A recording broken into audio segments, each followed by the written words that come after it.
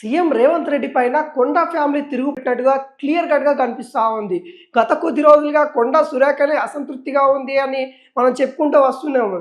కానీ కొండా ఫ్యామిలీ మొత్తం కూడా సీఎం రేవంత్ రెడ్డి పైన చాలా కోపంతో ఉన్నట్టుగా కనబడతా ఉంది. దానికి గల కారణాలు కూడా మనం చూసుకున్నట్లయితే కొండా మురళి, కొండా సురేఖ దంపతులకి ఏకైక పుత్రికని కొండా సుస్మిత అని కూడా చెప్పుకోవచ్చు. ఆమె చేసిన వ్యాఖ్యలు ఏవైతే ఉంటాయో ఇప్పుడు తెలంగాణ రాష్ట్రంలో ఆమె మాట్లాడిన ప్రతి మాట కూడా హాట్ టాపిక్గా మారింది. సీఎం రేవంత్ రెడ్డి పైనే అనేక ప్రశ్నల వర్షం కురిపించిన నేపథ్యం కనబడతా ఉంది.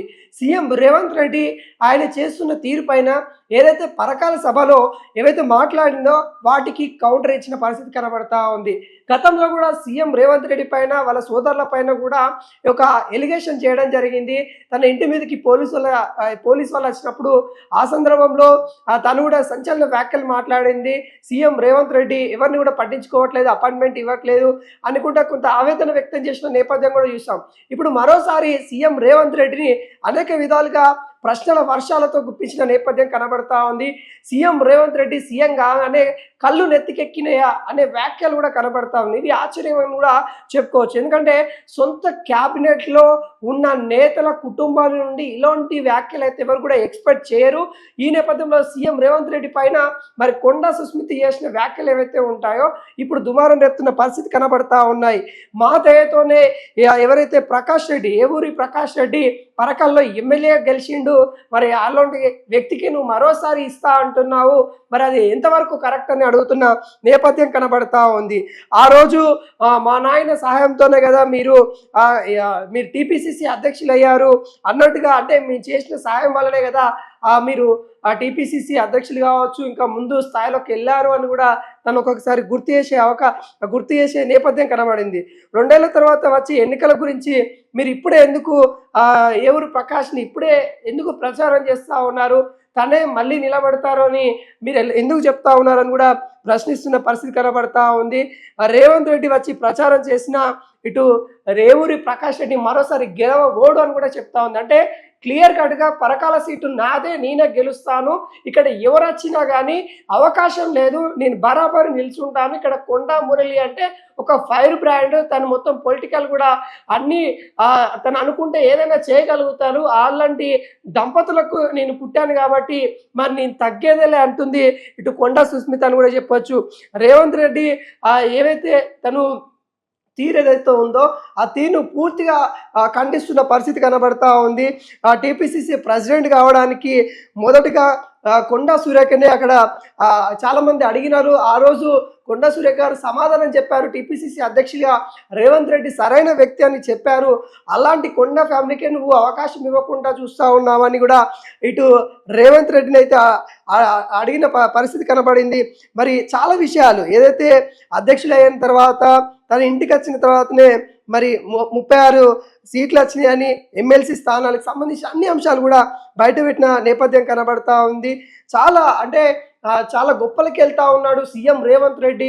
చాలా గొప్పలకి వెళ్ళి ఉన్న నేతలను కూడా చాలా విమర్శలు చేసుకునే పరిస్థితి నువ్వు తెచ్చుకుంటున్నావు అన్నట్టుగా చెప్తా ఉన్నారు. నువ్వు ముఖ్యమంత్రివేనా అని కూడా ప్రశ్నిస్తూ ఉంది. తను తెలియట్లేదంట కొండా సుస్మితకి సీఎం రేవంత్ రెడ్డి ఒక ముఖ్యమంత్రి కాదా అనే విషయం కూడా తెలియట్లేదంట. ఆమె ఆ వ్యాఖ్యలు అదే కనిపిస్తూ ఉంది.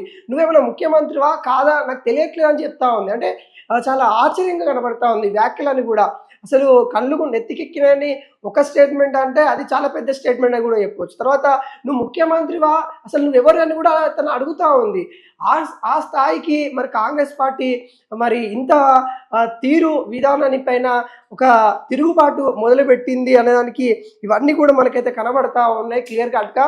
మరొక అంశాన్ని కూడా లేవనెత్తింది. ఏదైతే ఆ ప్రోటోకాల్ సంబంధించి హైదరాబాద్లో ఇందిరమ్మ ఇల్లు ఇచ్చే సమయంలో కూడా మరి అక్కడ పొన్నం ప్రభాకర్ ఫోటో వేయలేదని కూడా తను చెప్తా ఉంది. అక్కడ హైదరాబాద్ ఇన్ఛార్జిగా పొన్నం ప్రభాకర్ గారు ఉన్నారు, ఆయన ఫోటో కూడా మీరు వేయలేదని కూడా మరోసారి గుర్తు చేస్తా ఉంది. అంటే ఏవైతే కాంగ్రెస్ పార్టీ చేసిన తప్పిదాలు ఏవైతే ఉంటాయో తన దగ్గర కూడా చాలా మంది అంటే కొండా దంపతుల దగ్గర కూడా బీసీకి సంబంధించిన మంత్రులు వెళ్ళి బాధపడతా ఉన్నారంట. అంటే మీ పరిస్థితే కాదు మా పరిస్థితి కూడా చాలా దారుణంగా ఉంది, సీఎం రేవంత్ రెడ్డి మమ్మల్ని లెక్క చేయట్లన్నట్టుగా ఆవేదన పడుతూ ఉన్నారు. అవి మేము చెప్పలేక బయటికి చెప్పలేక మేము చాలా సతమతం అయిపోతా ఉన్నాం అన్నట్టుగా చెప్పిన నేపథ్యం కనబడతా ఉంది.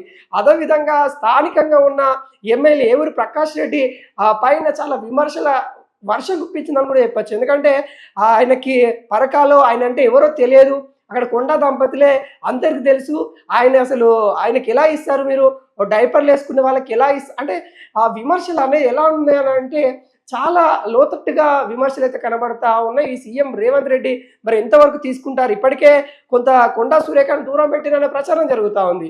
ఇప్పుడు వాళ్ళ కూతురు కూడా బహిరంగానే ఒక అవకాశం ఇచ్చింది, కాంగ్రెస్ పార్టీని విమర్శించడానికి అవకాశం ఇచ్చిందనే విధంగా మాటలు అయితే కనబడతా ఉన్నాయి.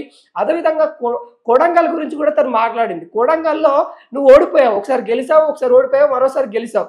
అంటే నీ ఓటమి గెలుపులు అనేది నీకు జరుగుతూ ఉన్నాయి, నువ్వు మరోసారి నువ్వు సీఎం ఎట్లయితావు అని కూడా అడుగుతా ఉంది. అంటే నువ్వు సీఎం అవ్వడానికి మరొక అవకాశం, నేను ఖచ్చితంగా 10 సంవత్సరాలు సీఎం ఉంటా అని రేవంత్ రెడ్డి చెప్పుకుంటూ వస్తా ఉన్నాను. కానీ కొండ సుస్మిత అడుగుతా ఉంది, నువ్వు ఒకసారి గెలుస్తున్నావు, ఒకసారి ఓడిపోతా ఉన్నావు, మరి నువ్వు మళ్ళీ ఒకసారి సీఎం ఎట్లా అవుతావు అని అడుగుతా ఉంది. అంటే నెక్స్ట్ సారి కూడా కొడంగల్లో సీఎం రేవంత్ రెడ్డి ఓడిపోతాడనే తన ఇంటెన్షన్ అనేది కూడా కొంతవరకు మాటల్లో కనిపిస్తూ ఉంది. ఇట్లా అనేక విధాలుగా వాళ్ళ కుటుంబ సభ్యులు, సీఎం రేవంత్ రెడ్డికి సంబంధించిన ఆ కుటుంబ సభ్యుల పైన కూడా విమర్శల వర్షం కుప్పించింది.